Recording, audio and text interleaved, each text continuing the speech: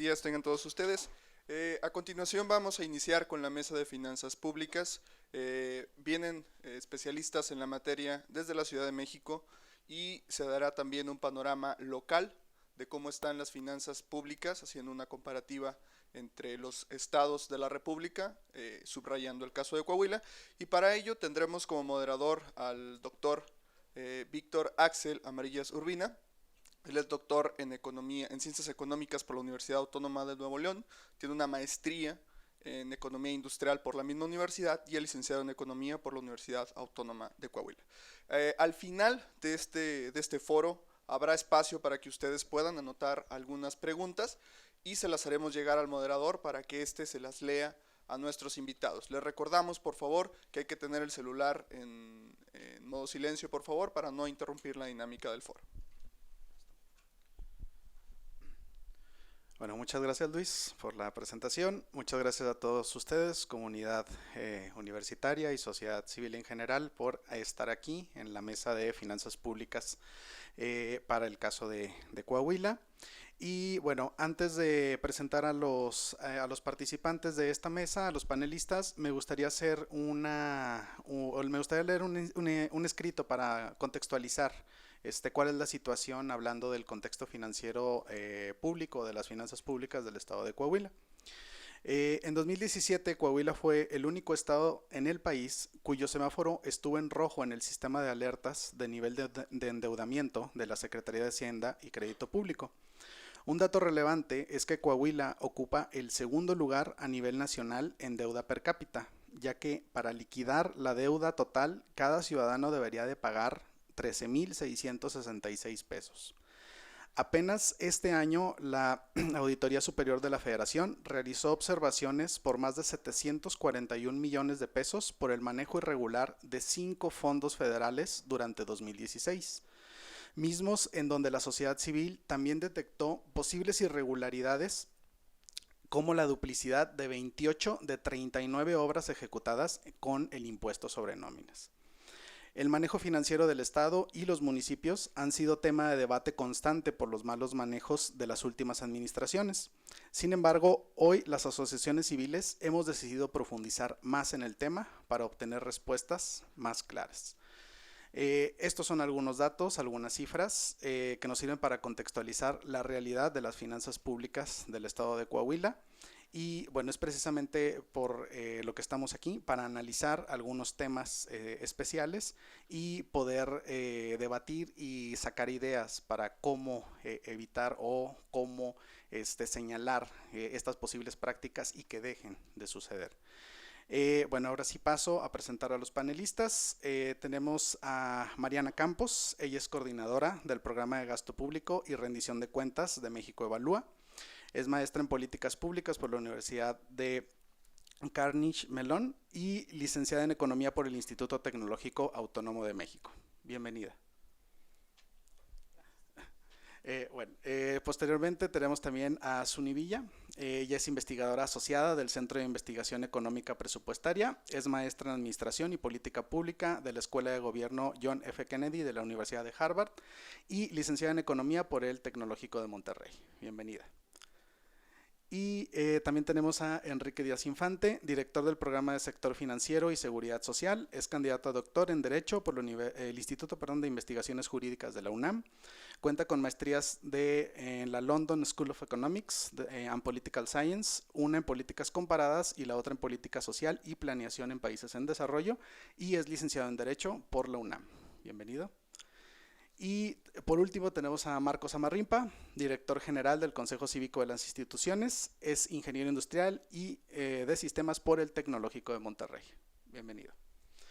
Bueno, ahora cada uno de ellos va a tener de 15 a 20 minutos para realizar una presentación de los temas que actualmente ellos están trabajando, de tal forma que podamos profundizar en esos temas posteriormente con algunas preguntas para cada uno de ellos, primero de un servidor y posteriormente de ustedes, de las dudas que les pueda llegar a generar, ¿sí?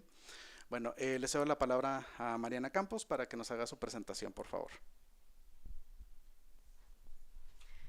Pues muchísimas gracias por la invitación. Para mí de verdad es un honor venir a las entidades federativas y a tener una conversación en un recinto como una universidad, en donde tenemos la presencia de jóvenes y de organizaciones civiles preocupadas y preocupados por los temas que pues nos están aquejando como país y por supuesto también a su estado, ¿no? Lamentablemente creo que México atraviesa un momento complejo y pues poner manos a la acción. Yo comenzaría por decirles que pues hay muchos retos en las finanzas públicas. No creo que sean retos nada más para Coahuila, por supuesto, son retos en el promedio de los estados y también a nivel federal, ¿no? Como que durante muchísimos años escuchamos que las finanzas federales ya eran un tema resuelto, que el problema son los estados, y yo creo que eso ha dejado de ser cierto. Yo creo que hemos tenido tropiezos importantes a nivel federal, por lo cual el panorama no es realmente alentador para nadie. La prudencia fiscal y la calidad del gasto público pues están comprometidos. Creo que los incentivos políticos han hecho su efecto desde que México tiene una mayor competencia electoral y me parece que empezamos pues a demeritar mucho esos temas. La prudencia fiscal, en mi opinión, es como cuando uno se pone a dieta, ¿no? De hecho, las personas que están a dieta a veces dicen que están en un régimen y así es la prudencia fiscal, también es un régimen y hay muchas tentaciones en el camino, ¿no? Entonces a veces tenemos un presupuesto y metas planteadas, pero pues el camino es largo y las tentaciones son muchas, especialmente en tiempos electorales, que si pensamos en una dieta es como en la Navidad, ¿no? Así ponerse a dieta en la Navidad, híjole, está durísimo, ¿no? Con toda la comida rica que hay en esa época, pues yo creo que así les pasa a los presupuestos y especialmente en los momentos electorales, la tentación es durísima. Entonces, los ciclos presupuestarios tienen que estar diseñados con los mecanismos adecuados para poder sobrevivir las tentaciones. Y yo creo que eso es lo que nos ha venido haciendo falta en México, que no tenemos esos mecanismos. Si regresamos a nuestro ejemplo metafórico, dicen los nutriólogos que cuando uno está a dieta no debe de pasar mucho tiempo con el estómago vacío, ¿no? Porque si no, cuando ya te toca comer, no hay manera de contenerse y entonces comes todo. Y la receta es que supuestamente uno tiene que comer poco cada rato, ¿no? Entonces, pues así también en el presupuesto hay recomendaciones. La participación ciudadana es elemental. Las medidas de transparencia y rendición de cuentas también lo son. Y no pensar que porque aprobamos un presupuesto ya se cumplió, ¿no? Es muy importante en ese sentido, México lo ha hecho mucho trabajo de revisar la consistencia del presupuesto. Y ahí está la dificultad. Entonces, nosotros desarrollamos una línea de investigación que se llama La Caja Negra, en donde analizamos de manera recurrente la consistencia del presupuesto federal y ya comenzamos también con los presupuestos estatales. Es un sitio en internet que les invitamos a conocer y además a inscribirse a nuestro boletín mensual para que reciban información sobre la ejecución del presupuesto. Creo que uno de los principales síntomas que nos dicen que algo no está bien, quiero decirles que voy a comenzar un poco con el contexto federal, pero después vamos a aterrizar unas métricas, por supuesto, indicadores y reflexiones para el caso de Coahuila y si nos da tiempo de Durango, que es una región que también importa acá, ¿verdad? En la laguna. El tema es que pues nosotros creemos que hace falta discusión fiscal tanto a nivel federal como a nivel estatal. Los presupuestos se aprueban como un trámite. Realmente no estamos cumpliendo con el diseño institucional que está pensado en nuestra Constitución de que el Congreso sea un contrapeso y que revise los presupuestos que someten los poderes ejecutivos a nivel federal y estatal. Entonces la discusión es baja. Algunos organismos internacionales expertos en la materia como el Fondo Monetario Internacional lo han señalado para México. Es necesario que se revise el presupuesto y se discuta y se valore si es pertinente o no. Entonces, en ese sentido, unas métricas muy breves para decirles que en el caso federal, solo 5% de los diputados votan en contra del presupuesto. Quiere decir que como que todo mundo está de acuerdo en lo que se presenta y va, se revisa poco, no se hacen grandes cambios y no hay mucha discusión. Esto puede ser síntoma de que como que todo está medio simulado y arreglado. Entonces, sí es importante. A veces pues el desacuerdo existe. Yo me imagino que en la casa de todos ustedes ha habido algún desacuerdo, ¿no? que asignar el gasto, y es lo natural. No tenemos las visiones idénticas todas las personas, y el hecho de que exista discusión fiscal te habla de democracia, te habla de contrapeso, ¿no? En fin.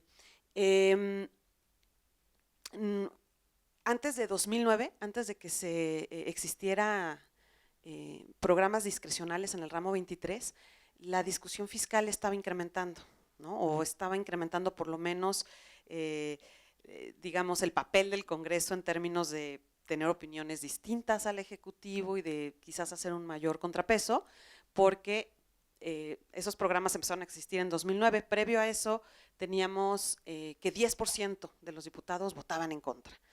E incluso en el año 2004 llegó a ser 27%. Interesante. Bueno, entonces creo que en los estados también tenemos que estar muy pendientes de cuál es el rol del Congreso y si está viendo o no la discusión fiscal, y parece que pues no la está viendo. Siguiente.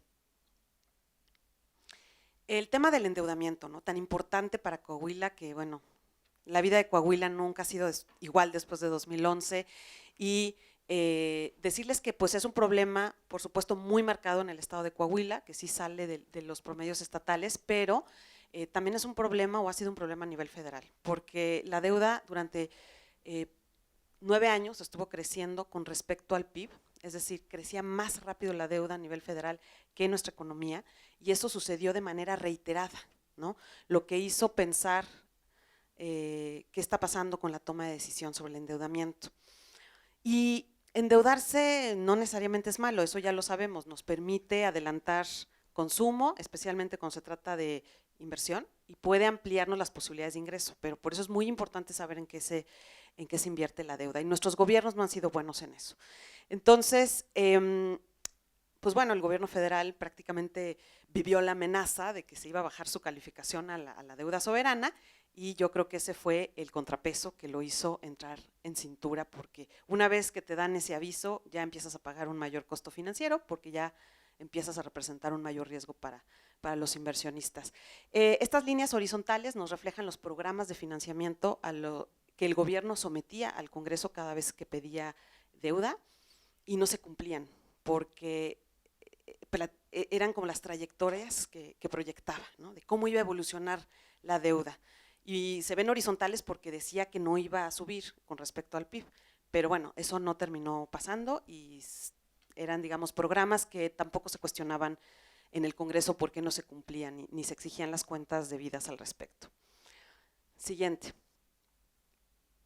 Esto nos dice muy rápidamente cuál es el panorama general de acuerdo con el balance primario, que es un indicador muy bueno para decirnos qué tan bien nos estamos portando, qué tan a dieta estamos, y lo que nos dice es que a partir del año 2008, es decir, el balance primario tiene que ser positivo y tiene que ser igual al costo financiero, ¿no? Es decir, nuestros ingresos nos tienen que alcanzar no solo a cubrir todos nuestros gastos, sino a cubrir el costo de nuestra deuda, ¿no? Y lo que pasó en 2009 es que ya no estaba pasando eso, o sea, no solo… o sea, estábamos gastando mucho más de lo que debíamos. No estábamos cubriendo con nuestros ingresos ni el costo financiero. Es como pagar una tarjeta con otra tarjeta. Y la situación empezó a mejorar el año pasado, cuando se redujo este balance negativo. En 2017 ya fue positivo, aunque pues de un tamaño muy similar a lo que el gobierno federal recibió por parte del Banco de México, que básicamente fue liquidación de reservas internacionales, ¿no? Entonces fue un ingreso bastante extraordinario. En fin, todavía la distancia entre la barra y la línea amarilla, existe una distancia entre ese balance positivo y el costo financiero. Es decir, todavía está cuesta arriba la situación para el gobierno federal, y los gastos y la presión financiera es muy fuerte por la parte de pensiones, que asumo que se platicará aquí porque tenemos a dos grandes expertos, y el propio costo financiero de la deuda. Entonces traemos realmente muchas presiones y esto está cuesta arriba. Siguiente. Nada más decirles que a nivel federal, a pesar de que hubo una reforma hacendaria, a pesar de que hay un impuesto a las gasolinas que nos trajo más ingresos y que nos endeudamos alrededor de 10 puntos del PIB en lo que va de esta administración, hemos tenido pues un desplome de la inversión pública, con respecto al PIB, muy importante desde el 2014, así como caídas en los gastos totales de educación y salud, ¿no? Entonces, como que eso ya nos habla como que de que algo pasa en la política fiscal, ¿no? Que es más bien, tenemos una buena política recaudatoria, pero no necesariamente los instrumentos para que eso se traduzca en mejores condiciones de vida. Es básico en un país con este nivel de desigualdad generar servicios suficientes de educación y salud, y esto nos dice de un mal resultado a la fecha por parte de la Federación. Nuestra economía crece poco, ya lo sabemos, pues estos gastos han crecido menos que el crecimiento de nuestra economía. Siguiente. La infraestructura no solo se gasta menos, sino además está pasando algo que también aquí Enrique nos va a platicar mucho más de los riesgos que esto implica.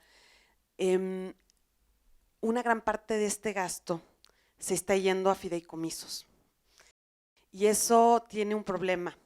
El fideicomiso es una herramienta muy buena para la inversión si es bien manejado, porque pues los tiempos de los proyectos no necesariamente obedecen al año fiscal. Entonces, a veces es necesario tener el dinero ahí guardado sin que regrese a la tesorería durante más de un año. El problema está en que en México los fideicomisos son como cajas negras, no rinden cuentas, no publican los estados financieros y tienen una contabilidad separada del presupuesto. Entonces, ¿cómo va ese gasto? Es muy difícil saberlo. También sucede que ese dinero que sale del presupuesto y se va a fideicomisos ya se contabiliza como ejercido y aparece como que el gasto de inversión ya se ejerció, pero no necesariamente ya se ejerció en la práctica, porque se guarda en el fideicomiso y ahí puede vivir años sin que se ejerza. Entonces nos deja la pregunta de qué tanto realmente está ejercido, y bueno, con la información todavía insuficiente que hay al respecto, es titánico darle seguimiento a ese gasto. Y como vemos, pues en la administración actual, en 2013, 11% del gasto de inversión se iba a fideicomisos, pero ahora se está yendo el 39%, ¿no? Entonces, bueno, un temita ahí sobre riesgos que hay tanto de corrupción como de que no se esté realmente ejerciendo el dinero. Siguiente. Una gran parte, o sea, sabemos, lo que sí sabemos es que una parte muy importante del incremento en los ingresos tributarios se fue al ramo 23, específicamente a 3 programas que no tienen reglas de operación y no tienen criterios explícitos de cómo se entregan a las entidades federativas, ¿no? Entonces, esto pues no es una buena práctica. Ahí yo diría que es un tema bien importante en el que Coahuila como estado y también Durango tienen que internamente reflexionar sobre cómo están gastando estos recursos, porque pues al no tener criterios ni reglas de operación sobre el problema de política pública que estamos resolviendo con este gasto, sino que todo se establece a través de convenios que durante años no han sido públicos, pues es importante saber en qué están gastando los recursos los gobiernos, ¿no? Y creo que los estados tienen que proponer también la manera en que este dinero pueda gastarse mejor, porque, bueno, también ha sido señalado con bastante daño al erario. Entonces es preocupante que una porción tan grande de los ingresos públicos federales se haya gastado así, ¿no? Y que no haya claridad sobre por qué a un estado se le da más o se le da menos. Siguiente. Sí hemos encontrado que ha habido tintes electorales en la entrega de estos recursos, que es el último estudio que hicimos, y para no andar demasiado en esto y poder pasar a Coahuila, siguiente, les diría que lo que encontramos es que previo, por ejemplo, a la elección presidencial de 2012 y de 2018, que va a ser ahorita, es decir, 2017 y 2011, claramente el dinero tiene, digamos, la distribución de ese dinero en las entidades federativas tiene color partidista, ¿no? Y siguiente. Por ejemplo, cuando el gobierno federal era del PAN, pues el promedio de las transferencias fue mayor para los gobiernos panistas en ese año. Y cuando el gobierno, pues ahorita que es del PRI, el año pasado, pues la transferencia promedio mayor fue para los gobiernos priistas, ¿no? Si este es el promedio nacional, si nos vamos a la distribución, que es la siguiente, para que vean por estado, vemos cómo cuando era panista en 2011, pues los estados azules están recibiendo pues más recursos, ¿no? Y siguiente, En 2017 lo vemos al revés, como los estados que más reciben, y no se diga el Estado de México, que tuvo elección el año pasado, recibieron mayor cantidad de recursos. Entonces, esto nos está hablando de lo que yo les decía hace rato, ¿no? Es difícil hacer dieta en diciembre, es muy difícil que los gobiernos tengan prudencia en momentos donde se preparan para elecciones. Entonces, es importantísimo generar una mejor regulación en la entrega de estos recursos. Siguiente.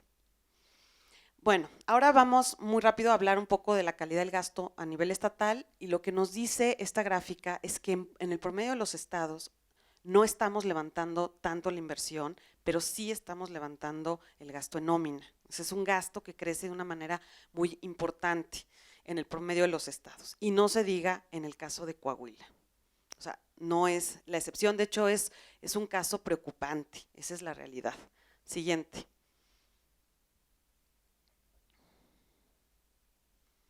Bueno, aquí vemos el gasto de Coahuila, una evolución de gasto-ingreso, y bueno, no se diga el año 2011, ¿verdad? Nada que ver el gasto con el ingreso, y esto pues nos lleva a un endeudamiento muy importante. Lo que sucede ahí en 2011, ustedes lo conocen mejor que yo, hay en mil teorías de lo que sucedió. Siguiente. Pero pues evidentemente esto nos levantó la deuda de manera muy importante, que lo vemos con esta gráfica, que tiene además los años divididos por sexenio. Y bueno, pues ya el endeudamiento de 2011 ahí, aunque ha bajado en los últimos años, pues de todos modos, digamos, se elevó el nivel por completo. Siguiente. Si lo vemos per cápita, el gasto la deuda por habitante de Coahuila sí se ve muy, destaca bastante, ¿no? O sea, la línea roja es el promedio nacional, y Coahuila queda, bueno, sustancialmente arriba. La pregunta es, ¿en qué se está gastando? Bueno, pues, siguiente. Vemos que el gasto en servicios personales ha sido verdaderamente impactante, ¿no? La manera en la que sube también es tremenda, y en cambio, pues la inversión no hace un cambio muy grande. Entonces ahí ya estamos hablando de, pues de una composición del gasto cuestionable para realmente pues ampliar la capacidad del Estado en muchos sentidos. Creo que además tenemos aquí el gasto en servicios generales, ¿no? Pero uno que me llama mucho la atención, aquí no se distinguen muy bien los colores, pero el gasto en servicios de comunicación social y publicidad, ¿no? Que está dentro de servicios generales. Es increíble ver cómo en el año 2014 fue prácticamente igual al tamaño de la inversión del Estado, ¿no? Es un dato impactante.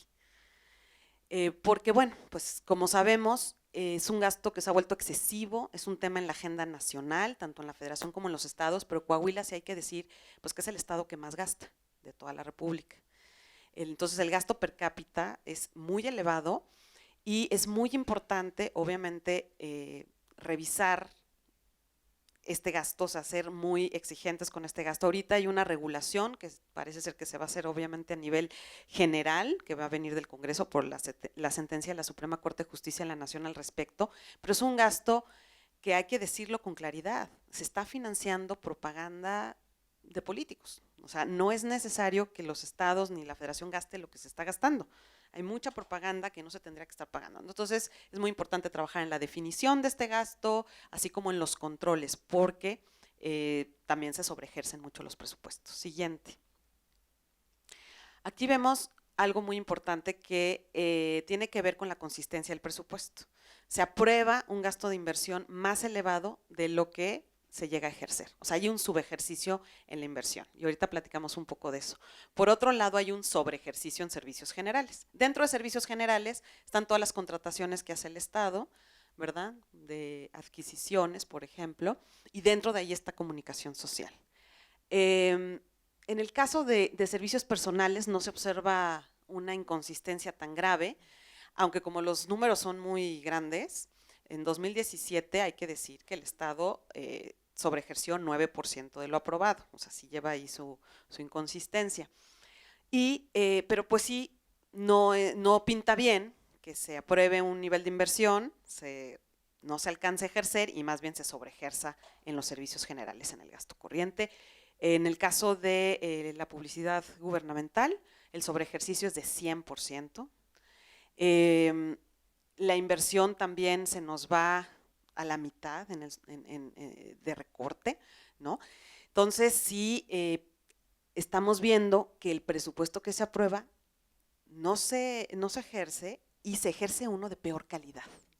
Entonces, esto es muy importante porque quiere decir que tenemos que trabajar mucho en la consistencia de ese presupuesto, tenemos que trabajar mucho con el Congreso, que es un contrapeso natural en el monitoreo de la ejecución, o así debería ser, del presupuesto, y también tenemos que ir mucho más a fondo con, por ejemplo, avanzar más en la implementación de varias medidas o buenas prácticas que trae la Ley de Disciplina Financiera. Que esta ley, bueno, es todo un estuche de monerías porque tiene buenas prácticas, pero también tiene malas prácticas. Hay de todo ahí, dependiendo.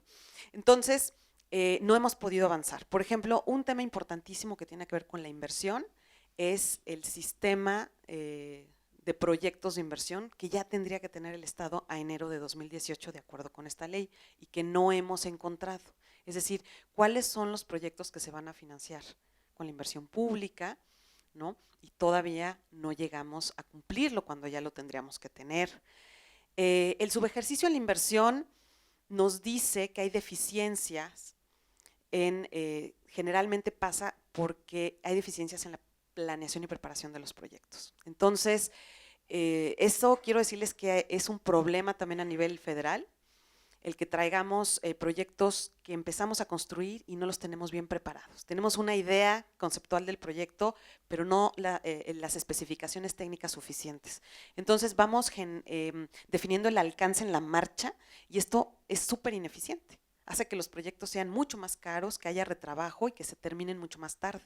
Entonces cuando ya terminaste uno, pues ya te acabó el tiempo y entonces no pudiste generar todos los que tenías que generar y esto nos lleva al subejercicio, ¿no? Entonces, ¿qué está pasando? Bueno, pues la realidad es que México tiene que evolucionar sus procesos de generación de su agenda de infraestructura, tanto a nivel federal como estatal. El día de hoy está politizada la agenda de infraestructura. No tenemos procesos institucionales que nos generen diagnósticos, es decir, que identifiquemos las necesidades de infraestructura en el corto, mediano y largo plazo. Tenemos que trabajar en tener esos procesos institucionales y que no sea la agenda de infraestructura definida en las campañas, con ocurrencias, que a veces lleva a la práctica esas ocurrencias también. Entonces tenemos que generar proyectos pertinentes al desarrollo, que sean rentables, socioeconómicamente rentables, que se construyan a precios razonables y que además tengan la calidad de vida. Y eso es un gran reto. Planear infraestructura toma mucho tiempo y no les interesa a los políticos con visión cortoplacista generar la agenda pertinente, ¿no? Es cuál voy a poder yo hacer, con cuál voy a poder tomarme la foto. Esos son los incentivos. La inversión en infraestructura requiere sacrificio y requiere además hacer sacrificios en el corto plazo para generar beneficios en el largo o en el mediano, cosa que dice un político, no me interesa, yo no me voy a tomar la foto porque voy a trabajar por el que después va a gobernar. Entonces, saquemos la planeación y la preparación de la infraestructura, o sea, la preparación de diagnósticos y la agenda de infraestructura de la política. Entonces, necesitamos mirar a los ejemplos de países que tienen la mejor infraestructura del mundo, en donde, por cierto, no se encuentra Estados Unidos, ni siquiera, pero está el Reino Unido, está Australia, está Canadá, en cómo ellos han generado procesos institucionalizados y han, pues, de alguna manera contenido los ímpetus políticos en meter mano en la agenda de infraestructura en términos de los diagnósticos y de plantearla, ¿no? Vamos a oír que los gobiernos están desesperados, nos van a vender la idea de gastar en infraestructura, pero por eso tenemos que ver, oye, más gasto en infraestructura, pues no estás ejerciendo el presupuesto. ¿Cuál es tu agenda a mediano plazo? ¿No la has preparado? ¿Cuál es tu cartera de inversión? ¿Dónde están ¿no? la lista de proyectos que el día de hoy ya podríamos llevar a cabo? Entonces, nos desesperamos por el dinero, justificamos reformas para que, digamos, tengamos infraestructura y en la práctica lo que vemos es que no son consistentes.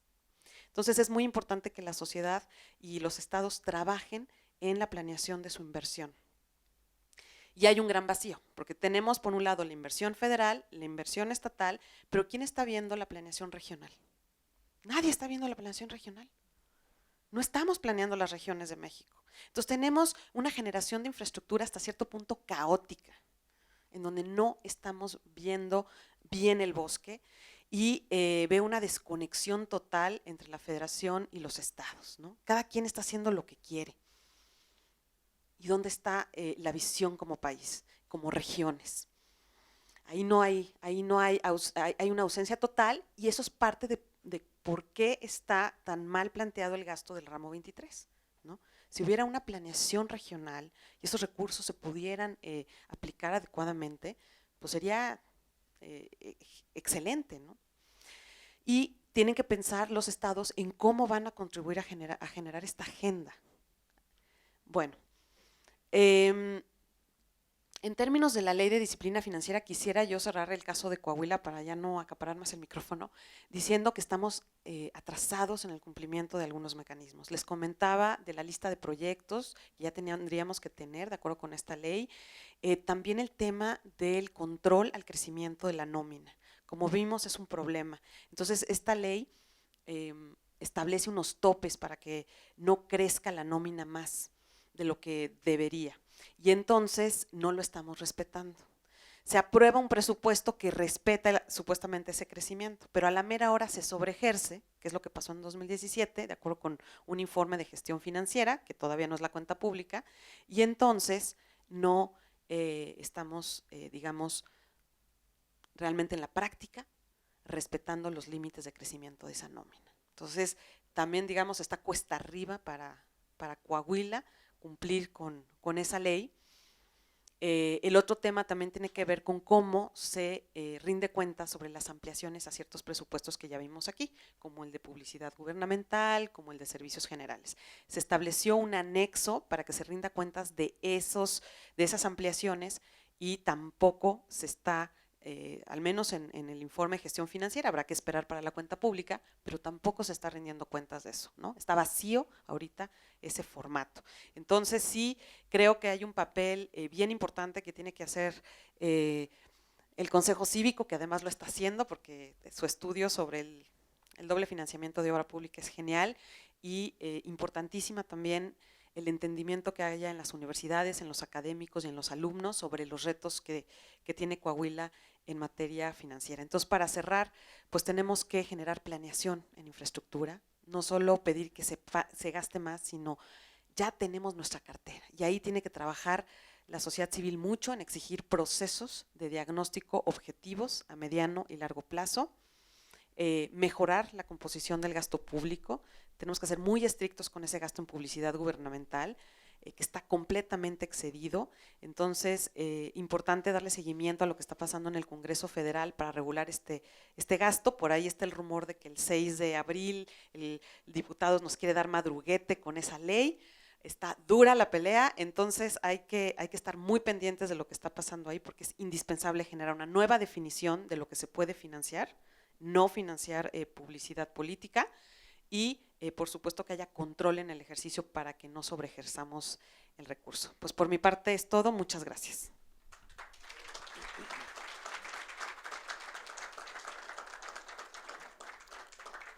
Muchas gracias, Mariana. Ahora le cedo la palabra a Suni Villa para que haga su intervención, por favor.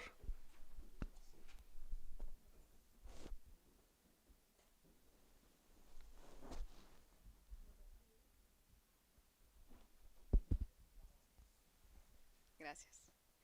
Pues una vez más agradecer la invitación y para mí es un gusto estar aquí con ustedes esta mañana para compartir lo que desde el Centro de Investigación Económica y Presupuestaria es una preocupación y me encanta ver que estemos en esta sala reunidos distintas generaciones porque creo que el tema de las finanzas públicas y desde el CIEP es lo que hemos estado tratando de concientizar y de hacer que exista mayor participación ciudadana en estos temas. Pues bueno, el tema de las finanzas públicas no debería de ser de interés de unos cuantos, ni de los que están tomando las decisiones, ni solamente de aquellos que están votando. A fin de cuentas, cuando tomamos decisiones en finanzas públicas, estamos tomando decisiones para aquellas personas, para las generaciones que están hoy y también para las generaciones del mañana. Entonces, cuando hablamos de finanzas públicas, y si pasamos a la tercera filmina de una vez, pues justo el tema de la sostenibilidad fiscal. Aquí en Coahuila vemos que bueno, el gran tema ha sido la deuda y lo que gran nos preocupa es la deuda, pero bueno, realmente, ¿qué es esta deuda? Y aquí cabe mencionar que cuando empezamos a hablar de finanzas públicas, a ver, a nivel federal empezamos a discutir finanzas públicas en el 97. ¿Por qué? Porque los diputados se dieron cuenta que podían tener algún tipo de negociación para poder traer algún poder político a su trinchera. Y eso ocurrió pues hace no más, o bueno, un poquito más de 20 años. Y creo que es un tema todavía vigente, con el cual todavía tenemos mucho que aprender y cada día tendremos que fortalecer nuestras capacidades técnicas para que como ciudadanos podamos tomar mejores decisiones. Y sobre todo en estas épocas de elecciones y cuando todo el mundo viene y promete y te dice lo que va a hacer y lo que no va a hacer y demás, a nosotros en CIEP nos gusta dejar muy en claro la ecuación principal de finanzas públicas. A ver, ingresos menos gasto es igual a deuda. Esta deuda puede ser hoy o en el futuro. Entonces, ¿qué es lo que estamos dejando para el mañana? Obviamente, si estamos gastando más de lo que ingresamos, pues obviamente cada vez le vamos a dejar menos gasto a las generaciones que vienen, y aquí es todo un problema porque lamentablemente a nivel federal y con todos los temas de gastos ineludibles que hablaré un poco más adelante, pues bueno, estamos dejando morir a una generación y lamentablemente mucha de esa generación está aquí presente. Toda la generación que se puede considerar millennial, es decir, aquellos después nacidos del 88, señores, les tengo malas noticias. Si no empezamos a corregir los temas de finanzas públicas hoy, no vamos a tener dinero para educación, para salud, y todavía creo que en el caso de Coahuila hay muchas cosas por hacer. Como bien mencionaba Mariana, pues bueno, si recordamos en 2006, pues bueno, la deuda per cápita que tocaba en Coahuila era de 246 pesos. Dices, bueno, ok, pues el Estado ya me endeudó, pero pues son 246 pesos, más o menos lo puedo sacar. En 2012, ya conocemos la historia, esto aumentó a más de 14,000 pesos. Ahorita, y gracias a la ley de disciplina financiera, en cierta forma, que lo que trata de hacer la ley de disciplina financiera es poder contener la deuda per cápita y elevar los ingresos que son libres de libre disposición, pues bueno, andamos alrededor de 12,000 pesos para el gasto per cápita. Pero aquí lo curioso es que tenemos 3 leyes a nivel estatal que son muy importantes y que para la ley de coordinación fiscal creo que todos los estados y municipios sí se ponen las pilas, porque esta ley habla de todo lo que nos toca, ¿no? Cuánto nos va a ingresar al estado y al municipio. Pero ¿qué ha pasado con la ley de coordinación? ¿Qué ha pasado con la ley de contabilidad gubernamental, por ejemplo? En donde tendríamos que estar poniendo orden a nuestras cuentas y transparentar, y entonces hay muchos estados, y Coahuila no es la excepción, todavía queda mucho por hacer. Y bueno, como mencionaba Mariana, en la ley de disciplina financiera, si bien trata de tener buenas prácticas, pues también tenemos mucha tarea pendiente. Pero bueno, no todos son malas noticias, porque si abordamos el caso de Coahuila, creo que un foro como estos es muy importante para poder dar pie, y la siguiente filmina, por favor, a pensar las finanzas públicas desde una perspectiva ciudadana. Y aquí la sociedad civil juega un papel muy importante, y esto es que debemos estar pensando que las finanzas públicas comienzan en el ciudadano y terminan, o deberían de terminar, en el ciudadano, en todos los que pagamos impuestos de alguna manera. Lo que ven en esta filmina es la pirámide poblacional que tenemos en Coahuila. Si ven, pues todavía hay una población bastante joven, en donde hay más mujeres que hombres, y esto todavía hay gran capacidad para poder aprovechar este bono productivo que a nivel nacional ya se nos pasó. Esto es, bueno, todavía tenemos una amplia base que es menor de 30 años, muchos de los que están aquí, Pero es decir, si no reforzamos los niveles de ingreso y si no regulamos los niveles de gasto, pues vamos a llegar a un punto en que toda esta población que es ahora joven, pues va a envejecer y va a necesitar otras cosas en términos de salud por toda la transición epidemiológica. Es decir, ahora nos estamos muriendo más de enfermedades renales que son muy costosas, de enfermedades crónico-degenerativas, que si no resolvemos el tema del gasto público, pues no va a haber política pública que pueda atenderte esas necesidades. Entonces, pues vayámosle ahorrando, porque si no resolvemos este problema, pues no vamos a tener ni una pensión asegurada, ni tampoco temas de salud.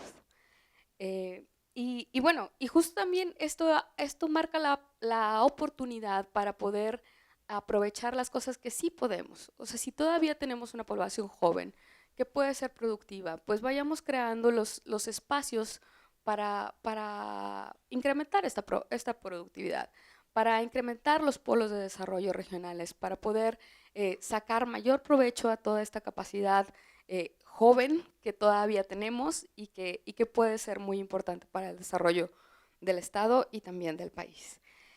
La siguiente, por favor. Esta lámina yo creo que ustedes la conocen mucho mejor que yo, porque bueno, habla de los ingresos del Estado de Coahuila. Y como vemos, pues aquí en 2010 y 2011 hay un gran incremento en la inversión. Vayamos a saber qué inversión fue. Ya más o menos se conocen ahí la historia de que hay muchas inversiones que se contabilizaron, pero no se ejercieron. Y aquí es donde la rendición de cuentas y la vigilancia ciudadana es vital. Y esto es, no solamente vamos a esperar al siguiente año o al siguiente gobierno a ver cómo sucedieron las cosas, sino todos los días, y ahora, al menos a nivel de transparencia presupuestaria federal, hay una obra pública abierta. Pues bueno, creo que es un buen ejercicio ciudadano donde todo el mundo vayamos a checar si esa obra está funcionando o no, poder demandar, poder participar a fin de cuentas. Y bueno, aquí dentro de esta estructura de egresos, a mí me gusta mucho resaltar que por más que vengamos a querer cambiar la historia de la noche a la mañana, existen gastos que son ineludibles. Hay cosas que se tienen que pagar, así como cuando todo mundo administra su dinero, pues tiene que pagar comida, renta y la tarjeta de crédito. Entonces, pues bueno, así también el Estado, pues tiene que darle dinero a los municipios, tiene que pensar en el pago de pensiones que ya comprometió, tiene que pensar en la deuda que ya tiene y pues sobre todo la gran presión que hace a los estados, que es el pago de nómina. La siguiente, por favor. Y bueno, creo que todavía existen muchas oportunidades y que el tema no está perdido. Afortunadamente hay cosas que hacer. Afortunadamente estamos aquí reunidos y todos estamos muy interesados en poder participar en las finanzas públicas, tomar mejores decisiones. Y en términos de ingresos, si bien conocemos por ahí que hay un término de financiamiento que ya no podemos acceder, pues bueno, hay que reconocer que todavía hay mucho que hacer en términos de recaudación local, que sea el gobierno que sea y que venga a prometer lo que quiera, dado que tiene gastos ineludibles que tiene que pagar, de alguna manera vamos a tener que incrementar la base gravable, es decir, vamos a tener que estar buscando bases amplias, tal vez con tasas bajas, sería lo óptimo, pero bueno, aún hay mucho por hacer. Y bueno, finalmente hablarles y recalcar las tres cosas que desde CIEP quisiéramos dejar este mensaje. La primera es que cualquier política pública que se quiera proponer, pues no va a existir si no tiene un presupuesto asignado. Entonces, la construcción de cualquier cosa, pues nada más pregunten, ¿y eso cómo lo vas a pagar? ¿No? Si les vienen a proponer un salario rosa, pues sepan que esto es un juego de suma cero. De algún lado debemos de sacar el dinero. Y en esos términos es que tendremos que pensar en la sostenibilidad de largo plazo. Esto es, ¿cuánto estamos gastando hoy? ¿Y cuánto le estamos dejando a las siguientes generaciones para seguir gastando? ¿Cómo vamos a sacrificar o cómo vamos a solucionar a la generación millennial que no tiene pensión y que puede tener serios problemas de salud y con una calidad educativa que evidentemente no es el caso de ustedes, pero con una calidad educativa que todavía deja mucho que desear? Y en estos temas, la participación ciudadana y la transparencia fiscal son básicos para que podamos avanzar. Abordar el tema de finanzas públicas como desde una perspectiva demográfica. Es decir, hay que pensar cuántos somos, qué necesitamos y a quiénes queremos llegar. Si lo que queremos es reducir la inequidad, si lo que queremos es crecimiento, hay que pensarlo cómo vamos a impactar al ciudadano en todos los niveles. Y bueno, finalmente hablar de las oportunidades que presenta la Ley de Disciplina Financiera. Por ahí se están dando algunos ejercicios de reestructuración de deuda. Hay que tener mucho cuidado con esos porque se está volviendo a contratar deuda a menores tasas, pero realmente sigues teniendo la misma deuda y no se está haciendo realmente un esfuerzo por tener mayores ingresos de libre disposición, que es lo que se requiere finalmente. Y bueno, un poco compartirles que desde el Centro de Investigación Económica y Presupuestaria, y esto es a nivel federal, pero creo que a nivel local sería importantísimo, y aquí estamos dispuestos a poder compartir metodologías, poder compartir con ustedes toda la capacidad técnica que hemos desarrollado a través de los años. En la siguiente, por favor. Y les hablo del simulador fiscal. Ahorita estamos trabajando en la versión 4 que estamos por liberar, y este simulador fiscal justo lo que trata es de reflejar la sostenibilidad a largo plazo, cómo estamos gastando hoy, cómo estamos ingresando hoy, y si esto sostiene a las siguientes generaciones, cómo se va a proyectar. Y creo que es un importante ejercicio, no solamente a nivel nacional, sino también a nivel local, que podamos desarrollar esto desde la perspectiva, en este caso, para el estado de Coahuila. Y pues muchas gracias.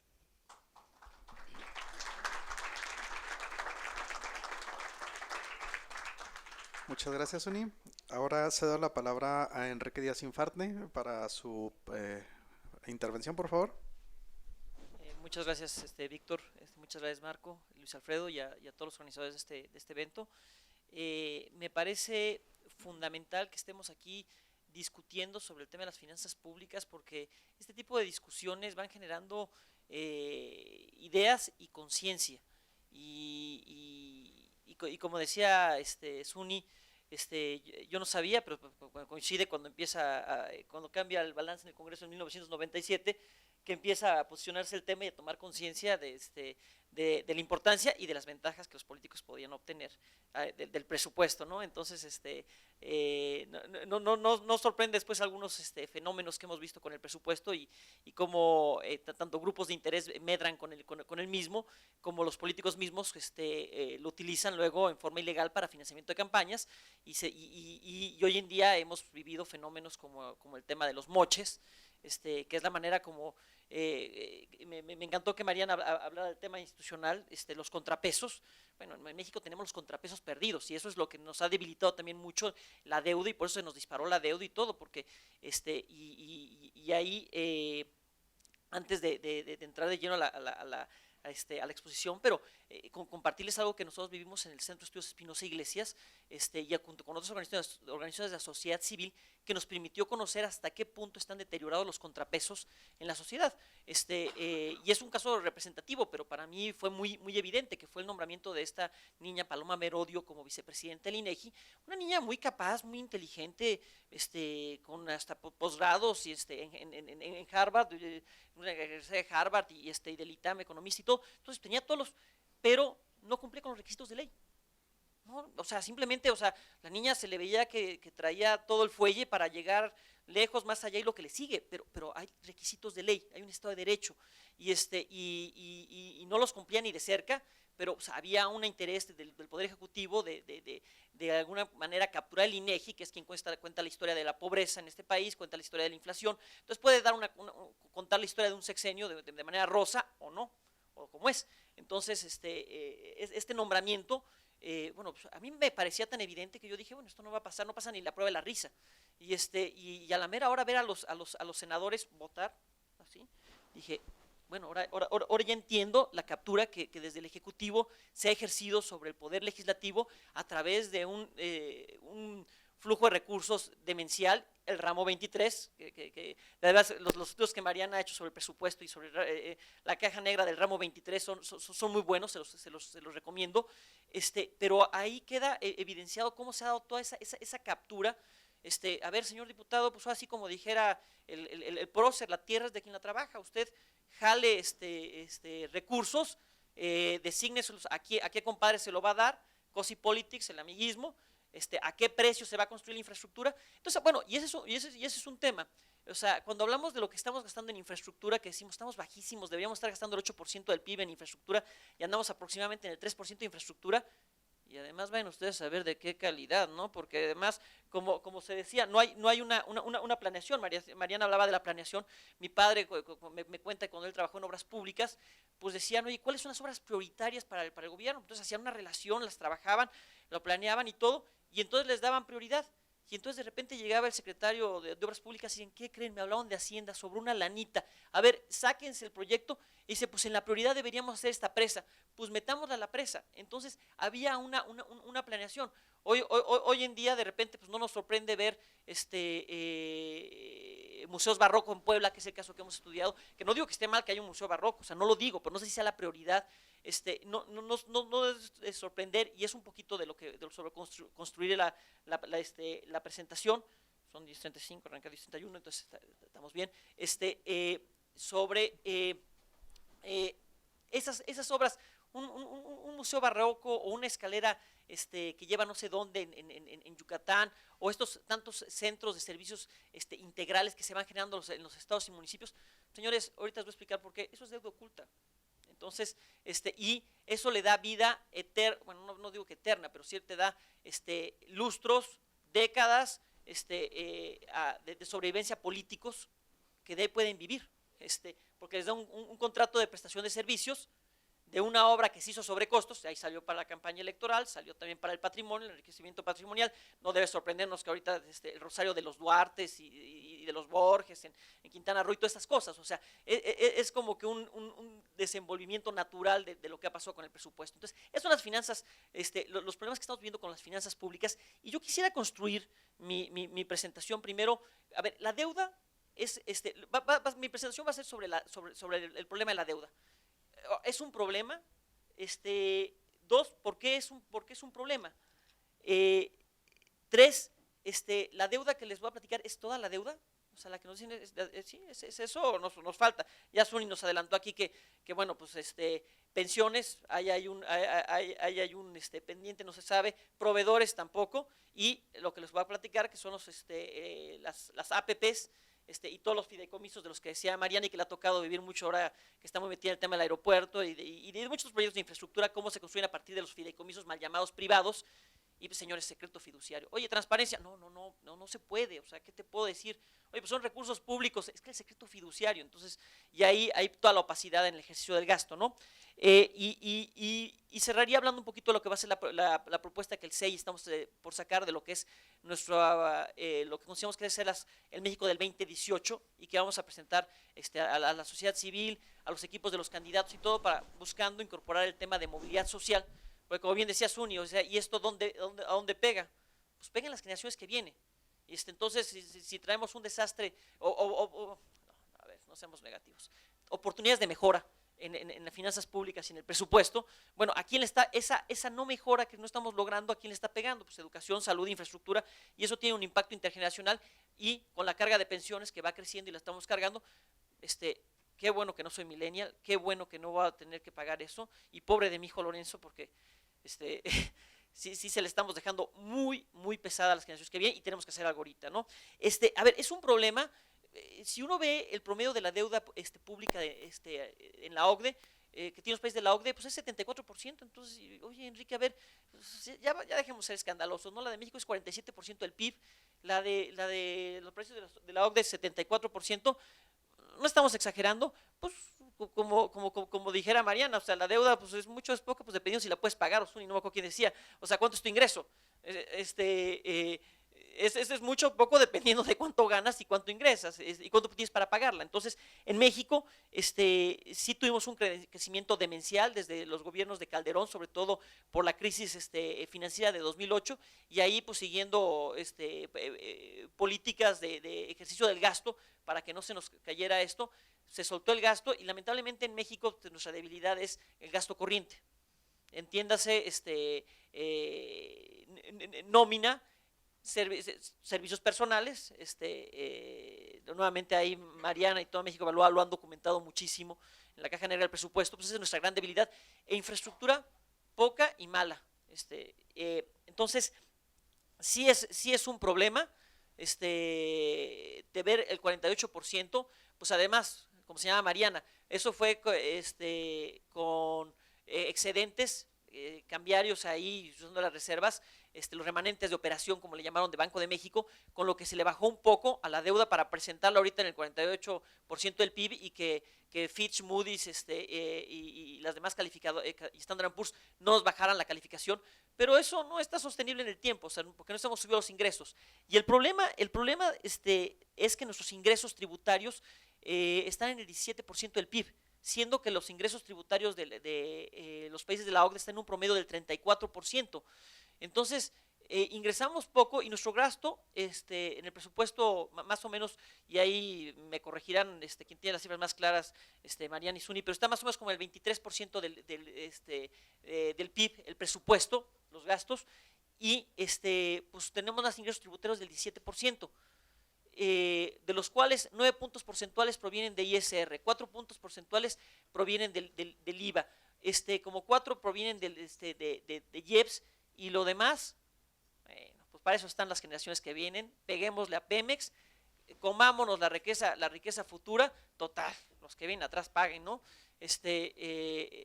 Entonces, sí es preocupante nuestra estructura de financiamiento y hacemos urgentemente una reforma hacendaria. Platicaba con Mariana antes de entrar, porque siempre hay que hacer una reforma fiscal que suba los ingresos. No, espérate, maestro, vamos a revisar el gasto, ¿no? ¿Cómo andamos también? Como les decía, esto en gran medida se ha detonado por la falta de los contrapesos y lo que les decía, el llamado caso de los moches. Año con año, como franciscanos, ahí íbamos la sociedad civil a presentar nuestro amparo contra el presupuesto por la creación por parte de los diputados de partidas y aprobación. Oye, ¿y eso no se llama conflicto de intereses? Sí. Oye, ¿eres juez y parte? Sí lo soy. Yo determino cuáles son las nuevas partidas y además yo me las apruebo. Y contra eso nosotros interponíamos amparos y siempre la Procuradora Fiscal, la Secretaría de Hacienda, interponía recursos, quejas, luego iba a la revisión. Lástima, Margarito, se acabó el ejercicio fiscal, se fue el año, se sobresee el amparo. Para la siguiente, usted fórmese, para la siguiente. Entonces nunca hemos logrado realmente contener a los diputados, y los diputados pues están muy contentitos siempre porque de ahí sale para la campaña electoral.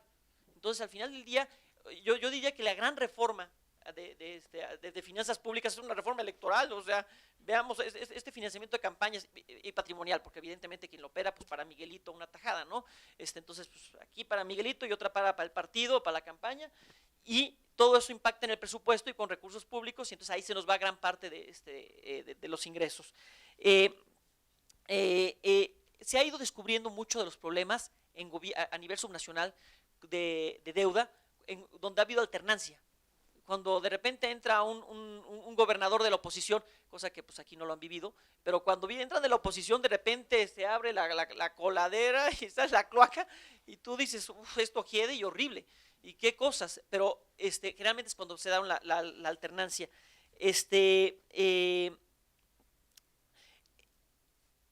Ahora, ¿es toda la deuda? No es toda ese 48% que nos presenta el gobierno federal y que llegó hasta el 53% del PIB, porque no estamos contabilizando, como decía bien Zuni, pensiones, que está calculado más o menos que el gasto de pensiones corresponde al pasivo actuarial. Ojo, considerando que el último pensionado que pudiera haber de CFE, de Pemex y de todos esos, y de la generación de transición, que ahí también me incluye, que son los beneficiarios. Claro, hay quienes vivimos en el sótano del edificio y hay quien vive en el penthouse, pero de todos modos somos beneficiarios de un sistema de repartos de pensiones universales. Bueno, el pasivo actuarial más o menos se calcula en 120 puntos porcentuales del PIB. O sea, ni el PIB de todo un año alcanzaría para pagar las pensiones si se juntaran, claro. Estas pensiones se van dando en el tiempo, pero la expectativa de vida va creciendo. Por eso Zuni dice muy bien cuando dice, a ver, tenemos que hacer unas finanzas públicas con enfoque demográfico, o sea, para pensar en los que vienen y cómo nos está este cambio demográfico y la pérdida del bono demográfico y el envejecimiento, cómo nos está pegando, ¿no? Y también cuando hablo del tema electoral y cómo pegan las finanzas públicas, no es nada más por lo que se llevan para financiar campañas, sino también es, pues, a la hora de los votantes. O sea, pues, ahora que tuve oportunidad de estar en Reino Unido, pues nada más los ves y agarras y dices, pobres chavos, se los comió el no votar, ¿no? Las cabecitas blancas los arrollaron y los hicieron víctimas de sus miedos y sus seguridades. Pues aquí nos pasa más o menos lo mismo. O sea, lo que decía Zuni, el sueldo rosa, ¿no? El salario rosa, ¿no? Y allí en Estado de México, del Mazo, ¿no? Y ya sale el Trifa a decir, no, eso es publicidad. No estamos manipulando la decisión del electorado, esto es publicidad. Bueno, ese salario rosa es gasto corriente, vamos subiendo a gasto corriente. El otro día al 6 nos fue a platicar el director general de programas sociales de la Sedesol, pues nos hablaba más o menos de 5,000 programas sociales. Oye, a ver, y además lo peor, ustedes me dicen, bueno, Enrique, pero por favor, vamos viendo las cifras de pobreza, desigualdad y de movilidad social. Seguramente pues ya Suecia está poniéndose nervioso de cómo estamos acercando, le estamos pisando los talones a Suecia. No, señores, no. Lamentablemente seguimos más o menos en la misma proporción de pobres, los 53 millones de pobres, que equivalen más o menos al 35% de la población, o sea, los niveles de pobreza siguen igual. El índice Gini, que mide la desigualdad, 0.47%, no le estamos bajando. Y la movilidad social, pues origen es destino, ¿eh? Aquí en este país, tristemente, naces pobre, mueres pobre, naces rico, mueres rico. Es difícil que haya movilidad, que haya fluidez de clases sociales, y esa fluidez solo se da con educación, se da con salud, se da con infraestructura, y es el gasto que además, con oportunidades. Sí, claro, no, me encanta la interacción, pero exactamente, es que o sea, no se están dando esas oportunidades, y es lo que esa es la gran injusticia intergeneracional que estamos aplicándole a los que vienen atrás. Y bueno, ahora, ¿cuáles son los riesgos con el manejo de la deuda? Como bien señalaba Mariana, o sea, ley de disciplina financiera de estados y municipios, palomita. ¿De veras? No, tache. O bueno, palomita. No, tache. A ver, cuéntanos, ¿cuáles son los taches? A ver, no, las palomitas. No, bueno, pues ya tienen los semáforos y van. Pues ok. Ahora, de los taches. Podrá Mariana platicar más de los taches y que hicieron un estudio ahí de esa ley de disciplina financiera. Pero uno de los grandes taches, que es, o sea, contrasentido de cualquier teoría de palitos uno sobre manejo de la deuda subnacional, es que permiten el rescate de la deuda. O sea, el artículo 34 de la Ley de Disciplina Financiera se permite que se celebren convenios entre la Federación y los estados para dar la garantía y se pueda refinanciar la deuda si la deuda está en mejores condiciones. Y cuando uno revisa la deuda dice, oye, de veras, pues con mi American Express se la financió más barato este estado. O sea, de veras son deudas que están a unos niveles brutales, y que refinanciarla no es cuestión rocket science. O sea, de veras, mejor saco mi tarjeta y yo la refinancio y sale más barato. Entonces, no se estableció en la Ley de Disciplina Financiera que se tendría que esa deuda auditar para verificar que fuera constitucional. O sea, el artículo 117, fracción octava de la Constitución, establece cómo tiene que ser la deuda, aprobada por 2/3 partes del Congreso. La regla de oro tiene que dedicarse solo deuda para inversión de infraestructura. Bueno, todo eso no está contemplado en la ley de disciplina financiera, simplemente con que sea más barata. Oye, ¿y cuál fue el origen de esa deuda? ¿Y cuál fue el destino? ¿Para qué se utilizó? No, es más barato, ya se cumplió. O sea, a ver, es un brinquito usted tiene que brincar esta barrera para que le demos este beneficio. Pues mire, es una barrera de 10 centímetros, así, ya, lo logró. Bienvenido, se firma el convenio discrecionalmente con la Secretaría de Hacienda.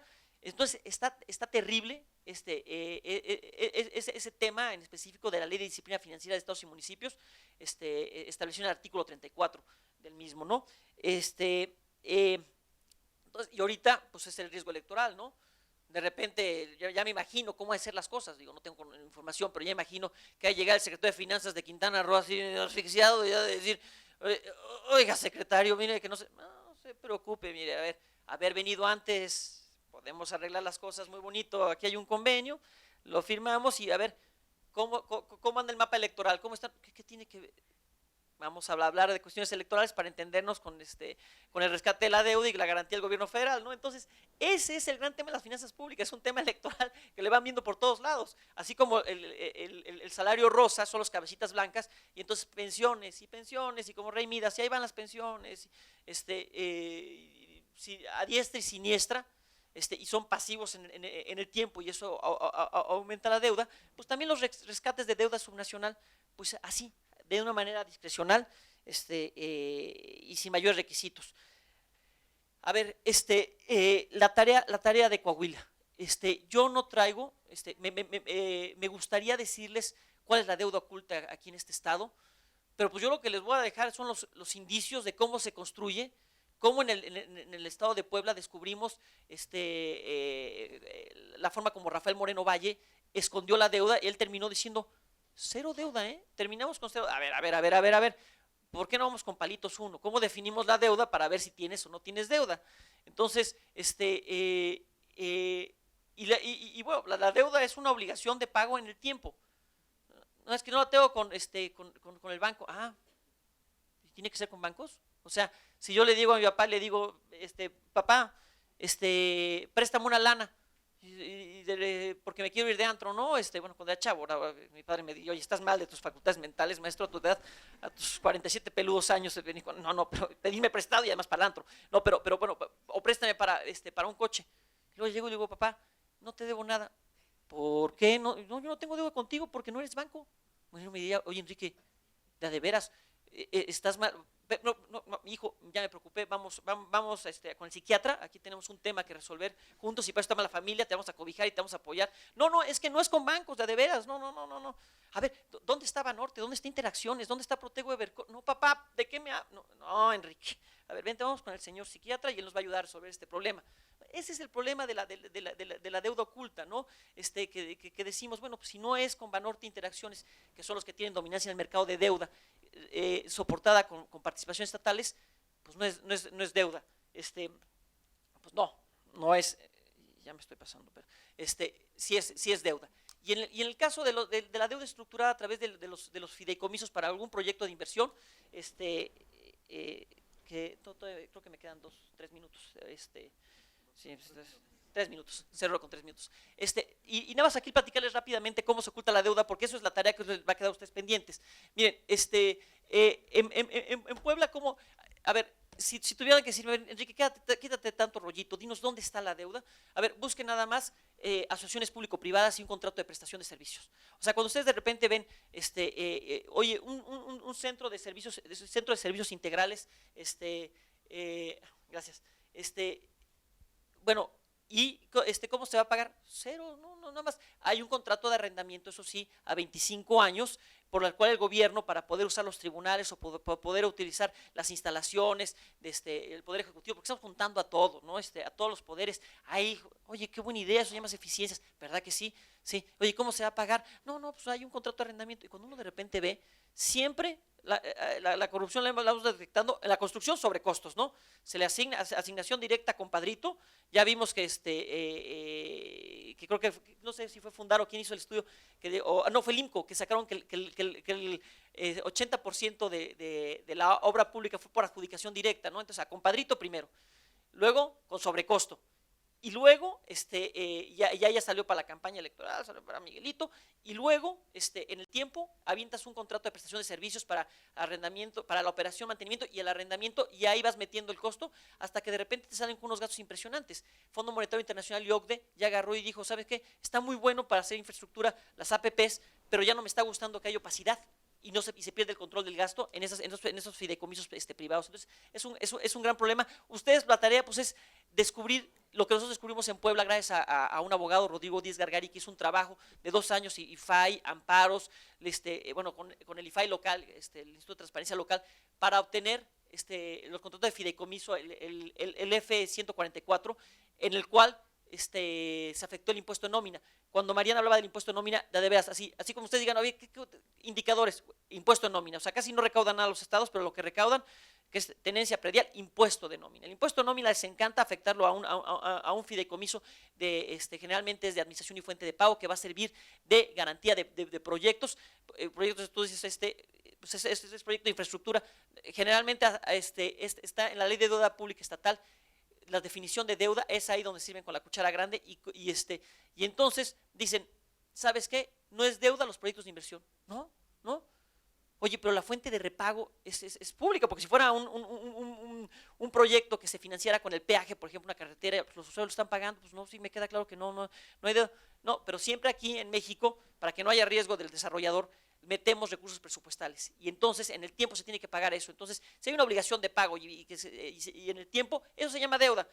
Juan, te llamas, no le digas de otra manera, ¿no? Porque esas son nuestras discusiones con Hacienda, que decían, bueno, ya se me olvidó el nombre, se llama Marisela, o no sé qué, la que estaba ahí, la titular de unidad, Marcela. Ella, la que llevaba, era la titular de unidad de coordinación con entidades federativas, pues siempre nos decían, no hay deuda, ¿no? Pues eso es deuda, ¿no? Entonces, estos son los proyectos, se afecta a un fideicomiso el impuesto sobre nómina, que sirve como garantía al constructor, se autoriza cuáles los proyectos se califican, y esos, y luego llegan con el banco, y entonces el constructor llega, y ahora sí, le pide el constructor directamente al banco el crédito, o a una empresa de propósito específico, el banco le da dinero, y entonces ese banco se va a repagar con el impuesto de nómina en el tiempo que queda afectado o el que lo sustituya. Nosotros tenemos detectados más o menos como 22 estados donde se ha hecho modificaciones a la ley de deuda pública, a la ley de deuda estatal, a la ley de adquisiciones, a la ley de obras, para determinar que proyecto de inversión no es deuda. Y ojo, señores, siempre que vean proyecto de inversión, pero que la fuente de repago, ojo, que la fuente de repago sean recursos públicos, eso se llama deuda, va a ser en el tiempo. Y seguramente se oculta detrás de un PPS, de un contrato de prestación de servicios para el arrendamiento, para la operación y mantenimiento de esa planta. Así es como se oculta la deuda, y luego ya podemos platicar quizás de los que tengan aquí ustedes sospecha, seguramente han de ser válidas. Gracias.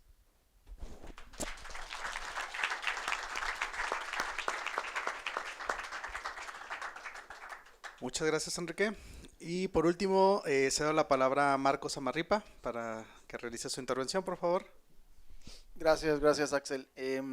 Bueno, a diferencia, pues gracias por dar su tiempo aquí a la sociedad civil de Coahuila, que pues vemos que tenemos muchos pendientes.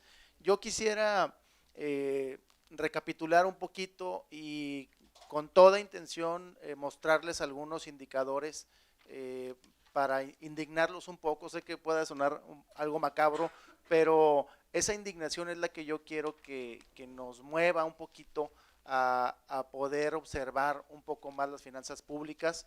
Veo aquí mucha esperanza, hay muchos jóvenes, y eso me da mucho gusto, de que se empiecen a interesar por un tema que hoy quizá no les está afectando, pero en el futuro próximo los va a afectar de manera sensible.